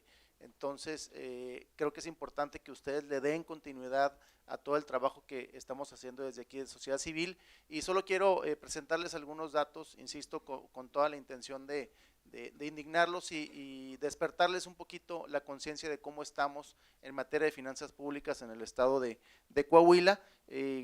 Quizá nos extrañe un poquito de toda esta historia que ya nos han platicado, ¿por qué no ha sonado tanto el caso Coahuila a nivel nacional? quizá no se le ha puesto el foco necesario, precisamente porque Coahuila hoy es un caso emblemático, ¿no? Y quizá muchos nos cuestionamos por qué no se ha hecho a nivel nacional tanto ruido, como en el caso de Chihuahua, como en el caso de Veracruz, por citar algunos. Rápido, la primera diapositiva. Obviamente sabemos que hay una indisciplina presupuestaria, no solo en el estado de Coahuila, y en todo el país, pero nos llama mucho la atención que efectivamente en años electorales haya esta indisciplina. Por citar datos, aquí en el estado, en el 2017 se ejercieron 8.500 millones de pesos más de lo que el Congreso aprobó. Ya hablamos aquí que no existen contrapesos. Efectivamente, esta es una señal muy clara de que no existen contrapesos. No tenemos un Congreso que ponga en el centro de las políticas públicas a los ciudadanos.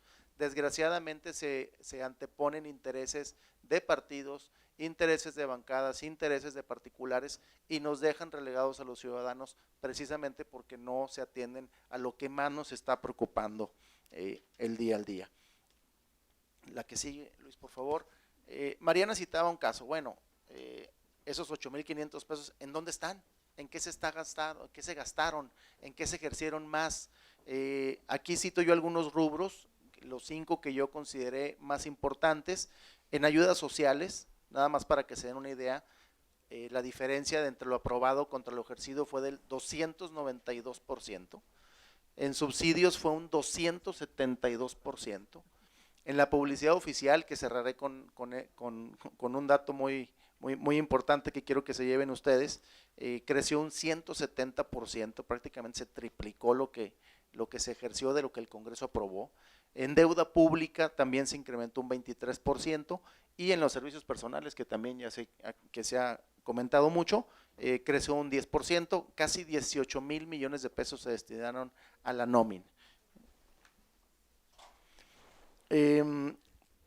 Aquí, mientras llega Luis a cambiarle, me gustaría empezar con ayudas sociales.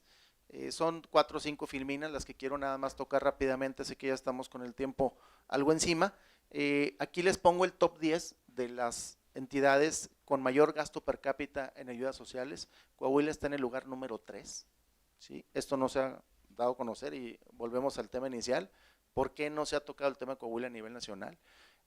Tan solo en el 2017, año electoral, obviamente, se gastaron 3.140 millones de pesos en el pago de ayudas sociales, algo así como que cada coahuilense pagó 1.300 pesos, 1.306 pesos de ayudas sociales, así de grave.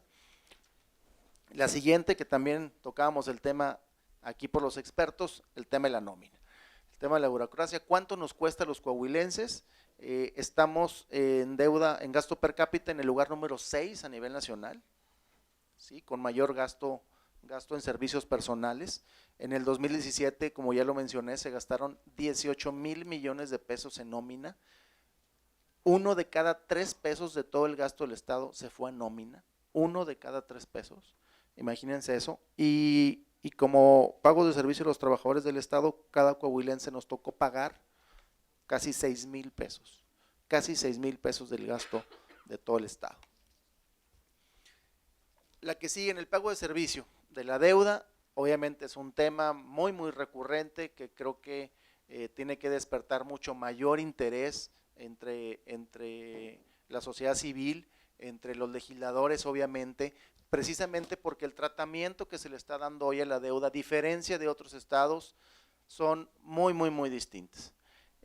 Por citar algunas cifras, Nuevo León está destinando el 88% del pago de la deuda a capital. Coahuila solamente le está destinando el 13%. ¿Saben cuándo vamos a terminar de pagar la deuda?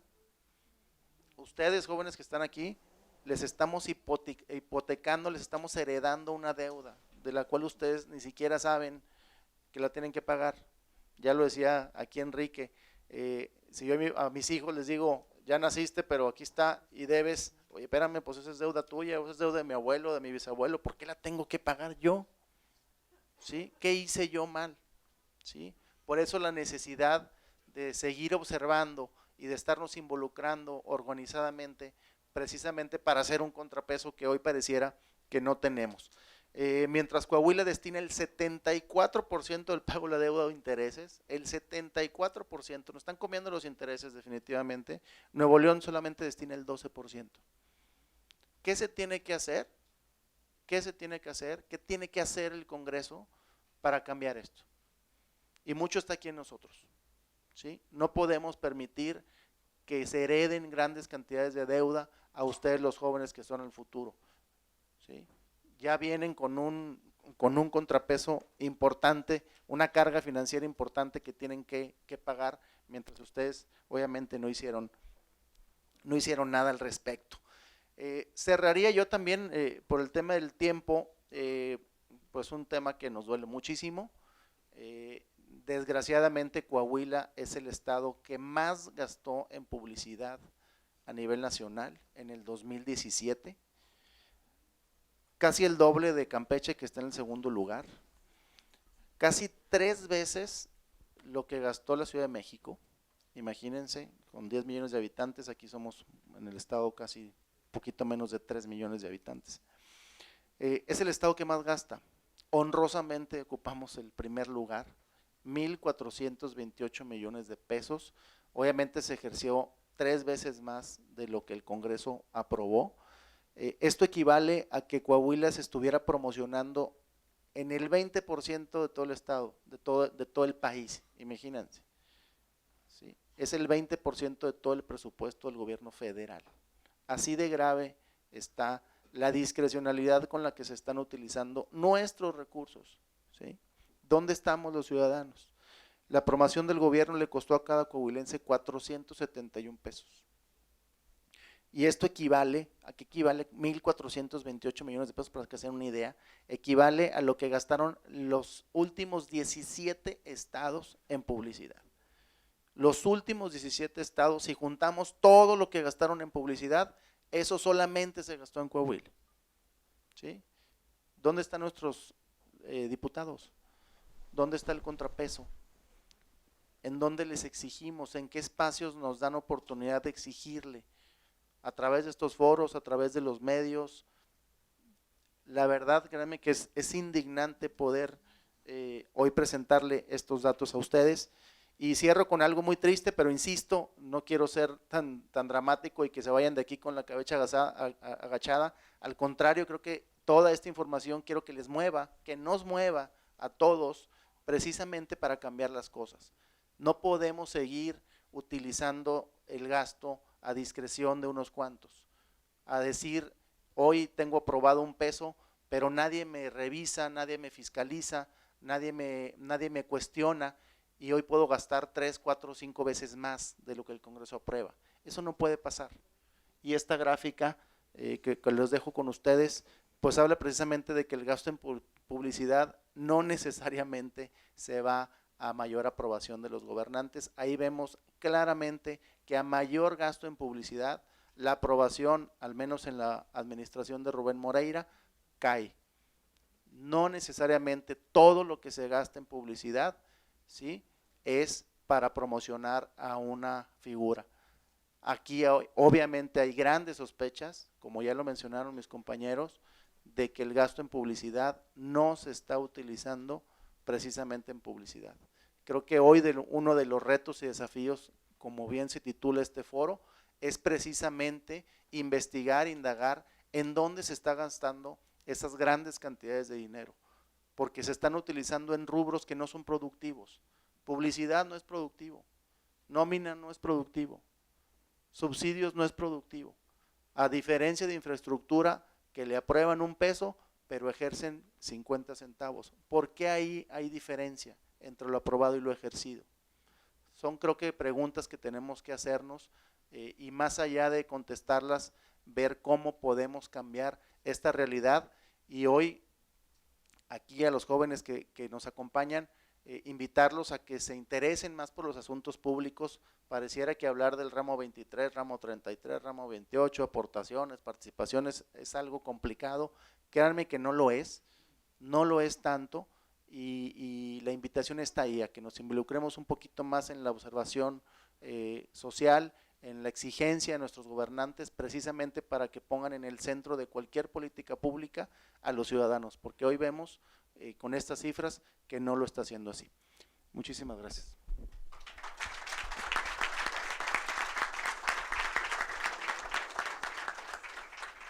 Muchas gracias, Marco. Bueno, ahora damos inicio a una sesión de preguntas y respuestas. Las preguntas están encaminadas, bueno, primeramente a cada uno de los panelistas, pero me gustaría, bueno, una vez que el panelista responda, bueno, que todos a lo mejor podamos complementar o inclusive podría ser generar más preguntas en base a esa respuesta, ¿no? Ok, bueno, la primera pregunta en el mismo orden sería para Mariana.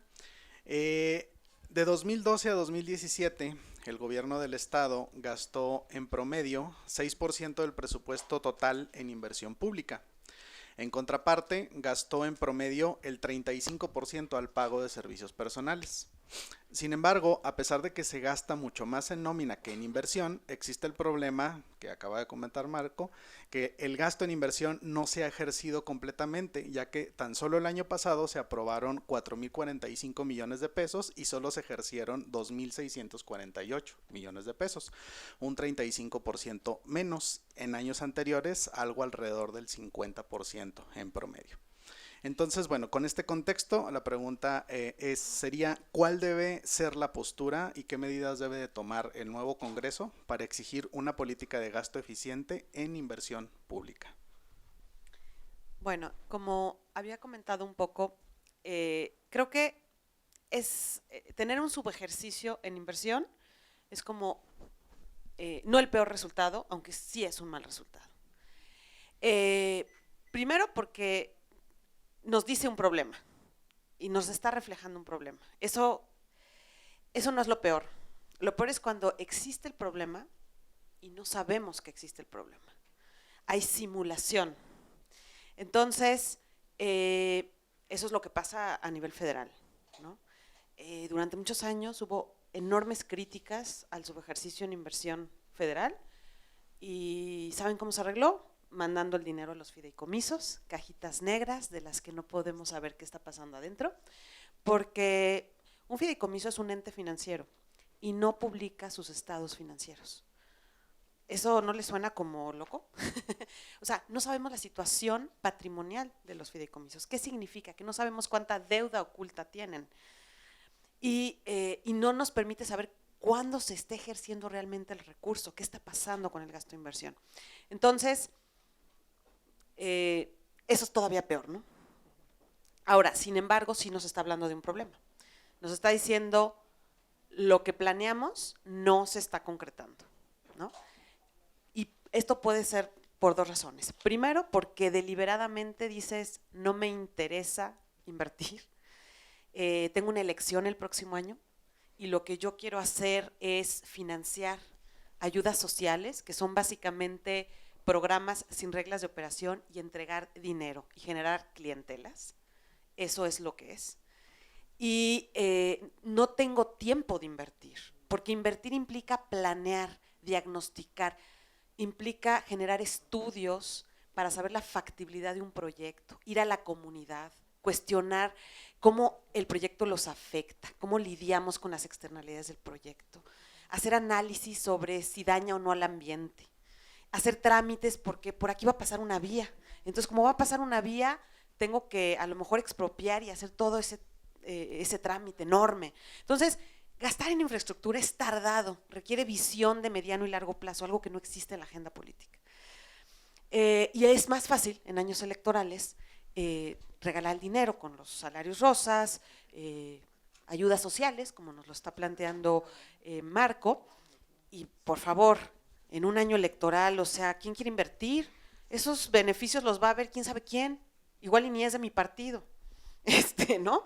Entonces, se requiere otro marco conceptual totalmente sobre lo que es el gasto de inversión y lo que se tiene que hacer es generar una agenda de infraestructura institucional que no esté en los políticos. Así es como nos tenemos en el subdesarrollo, porque los políticos en las campañas deciden hacer trenes que van de ningún lado a ningún lado, museos exuberantes, y tenemos a un porcentaje de las escuelas sumidas en la precariedad, ¿no? Entonces, necesitamos generar planes de infraestructura. Los estados han dependido tremendamente de la federación en este tema y eso ha generado también una relación no positiva.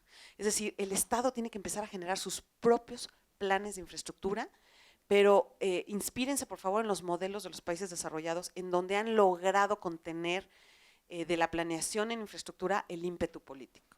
O sea, el Poder Ejecutivo no tiene que venir a decirnos cuáles son nuestros problemas de infraestructura, más bien tiene que venir a ejecutar los proyectos que ya planeamos y que no van a venir a decirnos qué proyectos hacer. No, no, no, a ver, esta es la planeación de aquí a 30 años, ¿sí? Y a ti te toca esta parte.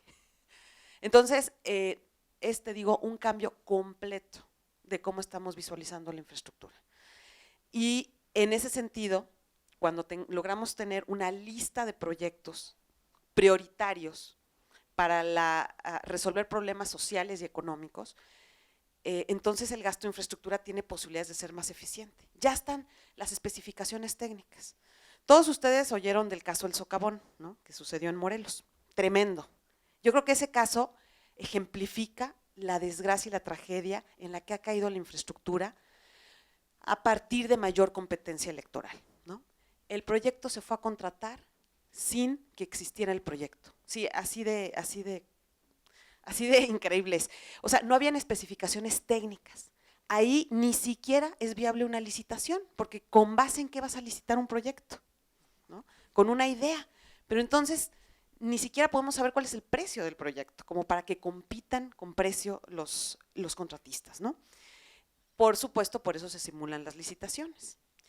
Y termina costando el proyecto el doble, termina atrasándose porque se define el alcance en la construcción y termina no sirviendo, porque además se inauguró cuando había conciencia de que no estaba listo, pero la foto era muy importante. Entonces tenemos que sacar el ciclo de la infraestructura de la política, ¿no?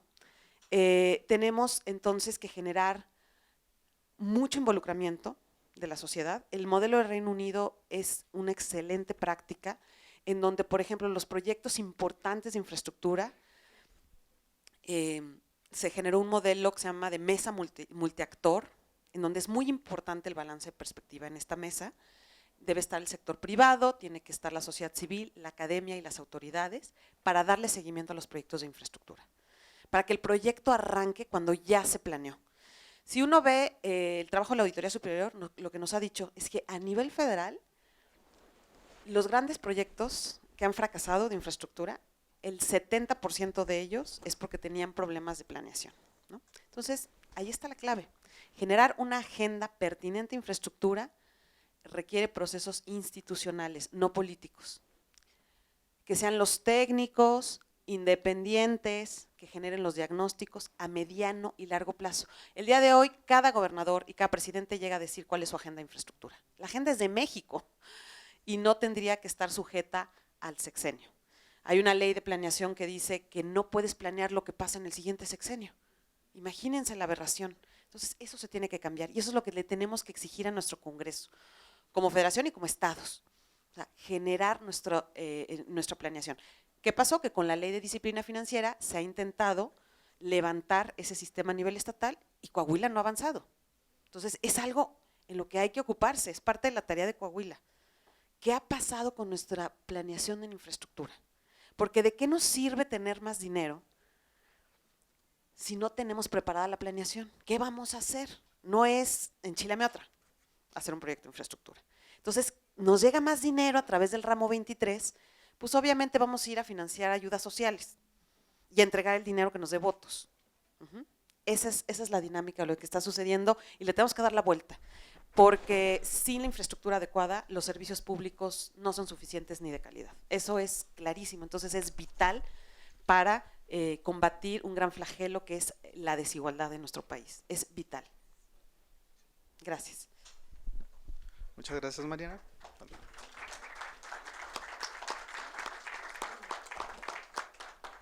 Bueno, ya por el tiempo y para no dejar de lado las preguntas del público, me gustaría utilizar las preguntas del público aquí para continuar con el proceso. Por ejemplo, bueno, aquí tengo una pregunta que creo que es muy pertinente para los tiempos electorales que estamos viviendo y que vamos a vivir todavía algunos meses más adelante. La pregunta, bueno, viene, ¿cuál será el mayor reto que deberá atender el nuevo gobierno en materia de finanzas públicas?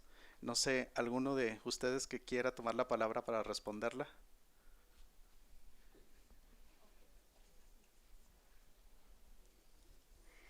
Bueno, creo que más que un reto debería de ser una exigencia ciudadana. Y aquí esta tarea sí me la tomé para el caso de este estado.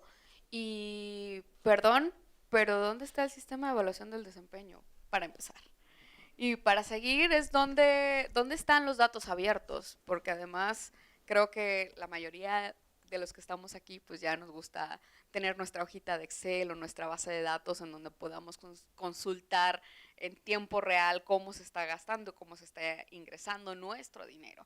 Creo que son dos ejercicios muy sencillos que cuestan muy poco, que son exigencias iniciales para poder entonces establecer y pensar en unas finanzas públicas sostenibles en el largo plazo, que sean incluyentes, que promuevan el desarrollo y si se puede también que reduzcamos la inequidad.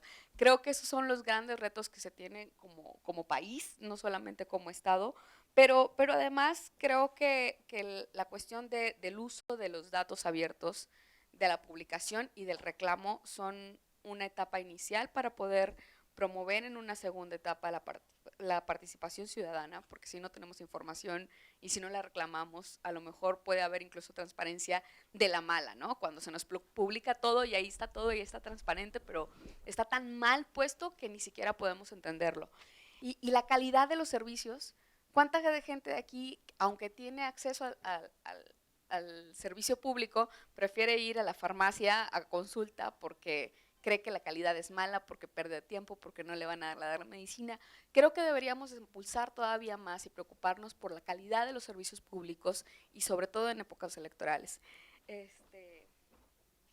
Y bueno, sobre todo también creo que como responsabilidad ciudadana y en tiempos de participación, ¿quién de aquí conoce a su diputado local?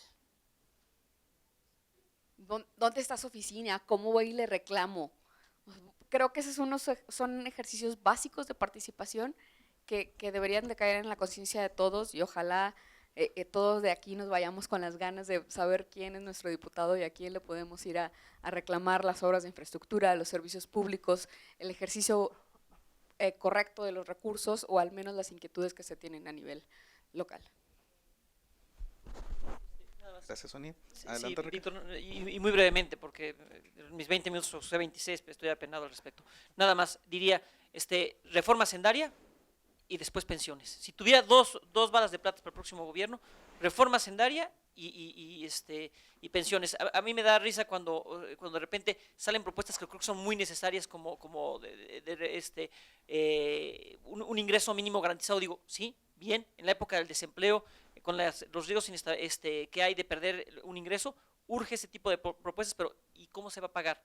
Entonces, si no hacemos una revisión del gasto, de los ingresos, subir los ingresos, bajarle al gasto, hacerlo más eficiente el gasto, sobre todo más que bajarle, hacerlo más eficiente y bajarle la deuda, lo demás es de risa. Entonces, yo diría una reforma hacendaria y luego pensiones, porque finanzas públicas demográficas, o sea, con sentido demográfico, estamos envejeciendo, ahorita es 3.5% del PIB lo que se gasta en pensiones, en 2025, no, 2025-30 se espera que vaya a ser 4.5% del PIB, lo que estamos gastando en educación es 3.1%, de veras se vale gastar 2.6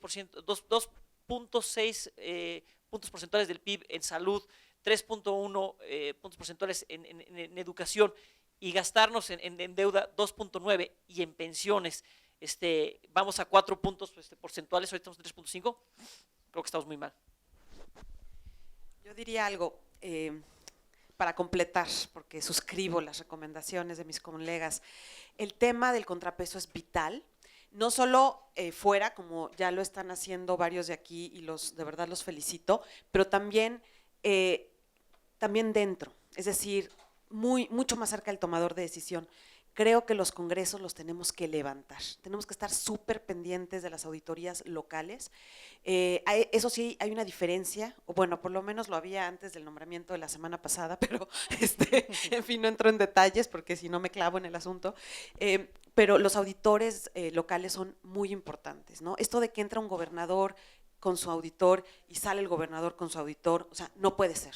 Tiene que haber independencia. México es un país que ha suscrito los acuerdos de Lima en términos de la auditoría, las prácticas de auditoría, y no podemos tener auditorías carnales, o sea, no, el auditor carnal no funciona, necesitamos darle seguimiento, o sea, los periodistas tienen que enfocarse en a quién están nombrando y hacerlo explícito, y por supuesto cambiar esos lineamientos, ¿no? Porque hay unos lineamientos en donde creo que el Congreso le termina aprobando el programa de trabajo a la auditoría local. No, eso no puede ser. Las auditorías locales no pueden tener vínculos políticos, tienen que ser independientes en términos de su capacidad de gestión. Ellas tienen que poder decir cuál es su programa de auditoría, qué quieren auditar.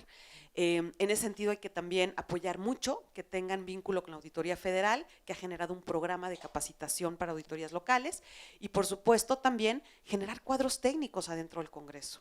O sea, los congresos locales también pensamos que no hay incentivos, llegan los legisladores, están 3 años ahí, no son especialistas en los temas, entonces tenemos que generar análisis dentro del Congreso. Es decir, pequeños consejos fiscales adentro de los congresos locales que puedan ser un verdadero contrapeso en la discusión. Imagínense una especie de think tank adentro del Congreso, ¿no? Donde estén ahí ciudadanos especialistas junto a los legisladores y dando pues la guerra que hay que dar en esto. Entonces yo creo que hay que apostarle a un cambio en la toma de decisión. Muchas gracias, Mariana. Bueno, pues el tiempo ya se nos agotó. Los invito, hay varias muy buenas preguntas. Los invito a aquellos que las hicieron a buscar a los panelistas para hacérselas directamente y que reciban su respuesta directamente. Agradecemos a cada uno de ellos por su intervención y por habernos aportado parte de lo que ellos investigan. Agradecemos a ustedes por su interés en esta mesa y bueno, damos por concluida esta sesión y damos espacio a la siguiente mesa. Muchas gracias.